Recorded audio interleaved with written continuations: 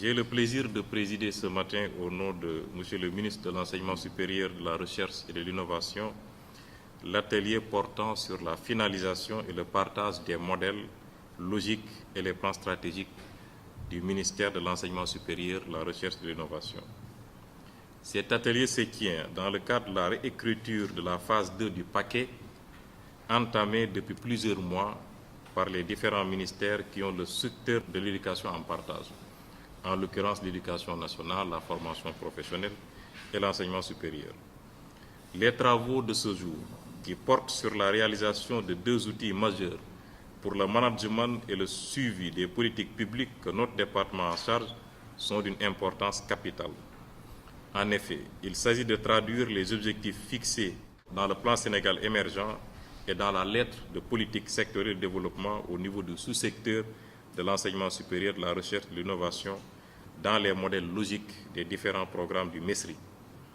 Mesdames, Messieurs, chers participants, le Sénégal a défini en 2014 un nouveau plan de développement dénommé Plan Sénégal émergent, PSE, pour accélérer sa marche vers l'émergence.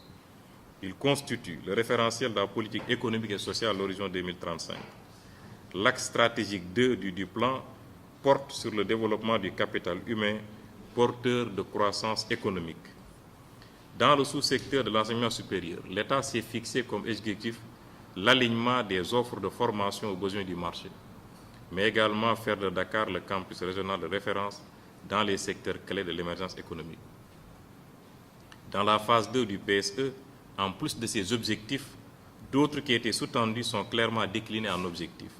Il s'agit de la promotion de la recherche en vue de produire des solutions de l'employabilité des étudiants apprenants, du développement des formations professionnelles et professionnalisantes, mais aussi la réduction liée au handicap et au genre.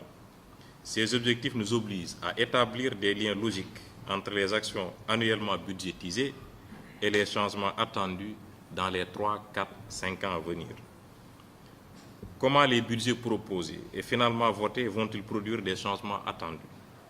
Quel plan stratégique pour garantir l'atteinte des résultats immédiats?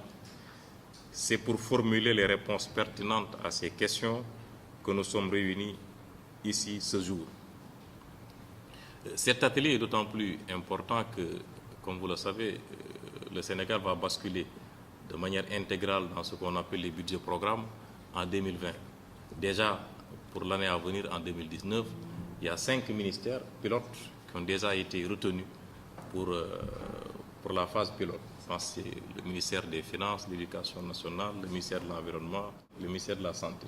Mais en 2020, l'ensemble des ministères vont basculer carrément dans ce nouveau mode de gestion budgétaire, qui est un changement de paradigme radical. Donc, il nous faudra nous y préparer en élaborant, en mettant en profit cette phase pilote pour laquelle nous ne sommes pas concernés, pour élaborer les outils et les instruments qui nous permettront de pouvoir relever le défi de ce nouveau management des budgets publics. Mesdames et messieurs, chers participants, les outils que nous produirons aujourd'hui seront utiles pour tous les décideurs, gestionnaires et acteurs du système de l'enseignement supérieur, de la recherche et de l'innovation. Un modèle logique nous aide à planifier ce que nous souhaitons réaliser avec un programme et les processus nécessaires pour la réussite d'un programme, d'une intervention ou d'une organisation. C'est pourquoi je vous exhorte à porter la plus grande attention à l'exercice de ce jour. Je ne doute point, connaissant l'engagement et la qualité des acteurs que vous êtes, que les objectifs fixés seront atteints. Nos productions du jour continueront leur cycle de maturation à travers d'autres réunions et ateliers. Ainsi, les 16 et 17 mai prochains, elles feront l'objet d'un partage approfondi avec les acteurs du secteur de l'éducation de manière générale à l'occasion de l'atelier de partage prévu à cet effet.